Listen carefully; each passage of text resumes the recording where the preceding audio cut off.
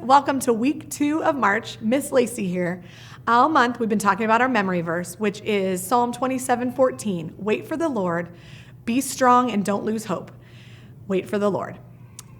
Make sure that in all situations you think of how you can be patient. It'll make life a lot easier. So I hope you enjoyed today's lesson.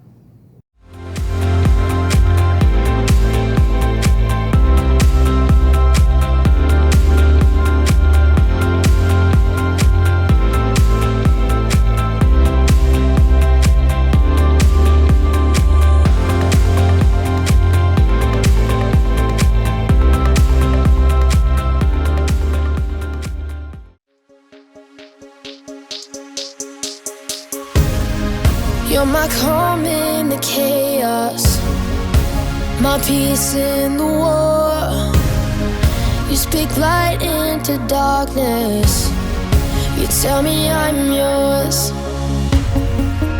Only you, Jesus, are in control. You are my every heartbeat, every breath that I breathe. You're all I need, you're all I need. You speak life, singing love over me. You're all I need, you're all I need. Caught up in your captivating, never failing love. You are my every heartbeat, every breath that I breathe. You're all I need, you're all I need. The love of a father, the strength of a king, the blood of a savior. You're my everything. You are my every heartbeat, every breath that I breathe. You're all I need, you're all I need. You speak life, singing love over me. You're all I need, you're all I need. Caught up in your captivating, never failing love. You are my every heartbeat, every breath that I breathe. You're all I need, you're all I need. Only you, Jesus, are in control. Take my brokenness and make me whole. Only you, Jesus, are in control. Take my brokenness and make me whole. You are my every heartbeat, every breath that I breathe. You're all I need, you're all I need. You speak life, singing love over me. You're all I need, you're all I need. Caught up in your captivating, never failing love. You are mine, every heartbeat, every breath that I breathe. You're all I need, you're all I need.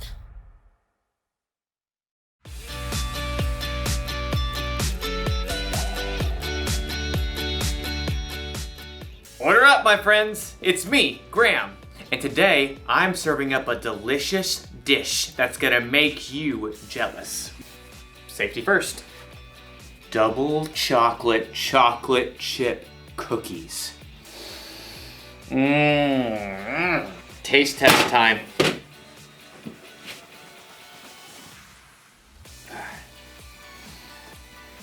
I'm just kidding.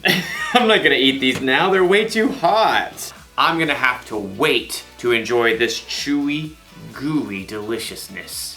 Which means I'll need patience. Patience is waiting until later for what you want now.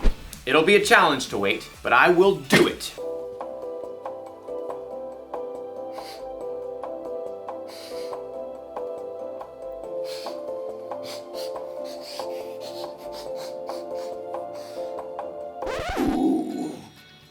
Do you smell that? Well, no. You wouldn't. So, let me try and describe the smell for you. Imagine you're walking along a beach made entirely of chocolate. The chocolate ocean is waving nearby, And as you breathe in, the air is a warm chocolate breeze. That's what it feels like to be in the presence. These cookies! Maybe just one bite. No! No cookies! Oh, I've got to think about something else. Light, vegetable oil, mannequin, crock pot, cookies. No! Ah! Time to put these away. There.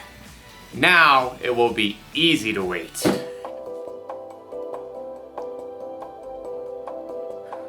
I can still smell them. In today's story, we'll hear about a group of people who are finding it very hard to wait. And they knew better. I'll be here when you get back. The Bible. It's 66 books of history, stories, letters, and poetry that fit together to form God's one big story. The epic adventure of how He created us and loves us so much that He made a way to rescue us. As we travel through the Bible, from Genesis to Revelation, we discover people who met God and found their lives changed forever. Now, for an amazing story inspired by the book of Exodus, chapter 32, verses 1 through 35. For hundreds of years, God's people lived as slaves in Egypt. They cried out to God, and God rescued them. He led them through the midst of the Red Sea to freedom in the wilderness. And that's where He showed His love and care by providing bread from heaven and water from solid rock. 3 months later, God led His people to Mount Sinai, where they camped at the foot of the mountain in the desert. Moses was called to by God from the mountain. Say to my people, the Israelites, you have seen for yourselves what I did to Egypt. You saw how I carried you on the wings of eagles and brought you to myself. Now obey me completely. If you do, then out of all the nations, you will be my special treasure. Moses shared God's word with the people. We will do everything the Lord has said. God called Moses to meet with Him on the mountaintop. Moses spoke to the elders of the Israelites before he left. Wait here until I come back. My brother Aaron and Hur will stay with you. Anyone who has a problem can go to them. Don't sweat it. We got this. No one can come up. The mountain is holy. Noted. I'll see you soon-ish. Have fun storming the mountain. As Moses and his assistant Joshua began to climb the steep slopes, the glory of God settled on Mount Sinai like thick cloud and burning fire. I will give you stone tablets. They contain the law and commandments I have written to teach the people. Moses stayed within the cloud on top of Mount Sinai, talking with God for 40 days and nights. Meanwhile, back at the camp, the Israelites were growing restless. I'm so, over this desert camping thing. Yeah, that Moses seems kinda unreliable to me. Yeah, what if he's making up all the God stuff?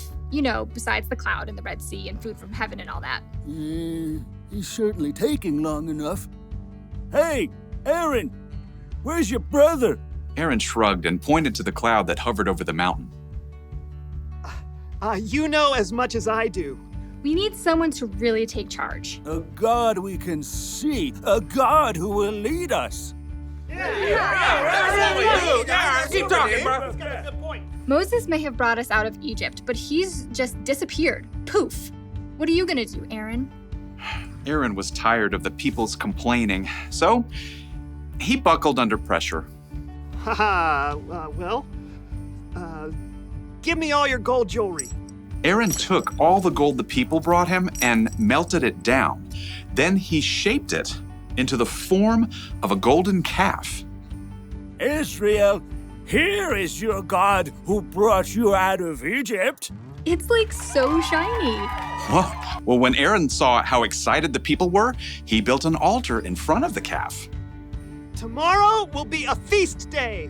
So all the next day, the Israelites brought sacrifices to honor a golden calf made out of their own jewelry. The people ate, drank, and danced wildly in front of the statue. Who wants to walk like an Egyptian? Not me. We just got out of there. Thanks to this amazing calf. Back on the mountain, in the midst of the cloud, God spoke to Moses. Go down. Your people you brought up out of Egypt have become very sinful. They have turned away from what I commanded. Heartbroken, Moses and Joshua made their way back down the mountain. Moses carried 2 heavy stone tablets covered with the laws God had given. The 2 men stopped in their tracks. Wait, is that the sound of war? It's not the sound of winning or losing. That's singing. Moses and Joshua picked up their pace, scrambling down the mountainside. As they approached the camp, Moses saw the golden calf. Dazzling in the sunlight, the Israelites danced wildly around it. Inconceivable! Moses was so angry, he took the stone tablets and hurled them to the ground. Stop! Stop this at once! The music and dancing stopped. Moses marched right through the crowd, right up to the golden calf.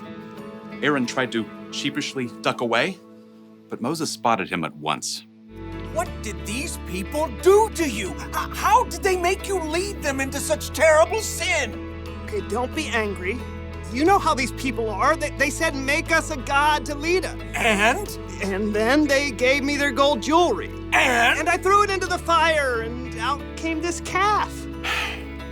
Aaron couldn't look his brother in the eye. They both knew the true story.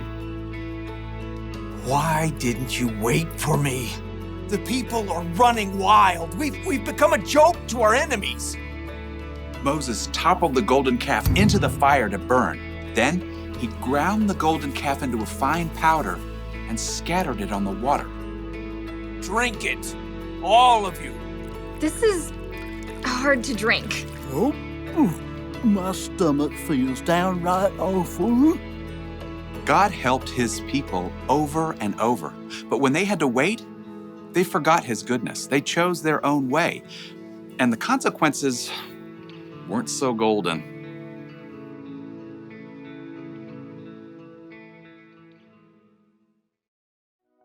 I have a confession to make. I didn't eat the cookies! I had patience! I have another confession to make. Sometimes I don't have patience. No, sometimes I'm more like the Israelites in the story. I trick myself into thinking I can't wait for what I want. Have you ever done that? Have you ever eaten a snack when you weren't supposed to because you couldn't wait until dinner? Have you ever found the secret hiding place for presents because you couldn't wait until your birthday to find out what you got? A lot of us have done those things even though we know better. Maybe instead of tricking ourselves into thinking we can't wait, we can remember what's true. Instead of eating that snack you're not supposed to, remember it spoils your appetite at dinner time. Instead of sneaking around and looking for presents, remember how happy it makes others when they surprise you. And if you're waiting for something big, some pain to go away or sadness to end, remember what God has done in the past. Remember his miracles. Remember his son, Jesus, who died on a cross for us and who came back to life in 3 days. Ask God to help you control what you think. Here is the one thing to remember today. When you have to wait, remember what's true. It sounds easy to control what you think, but really it takes practice. Start now and who knows? Someday you may find yourself on a chocolate beach, near a chocolate ocean, feeling a warm chocolate breeze. Ew! Chocolate seagull. Well, I don't think I'm hungry anymore.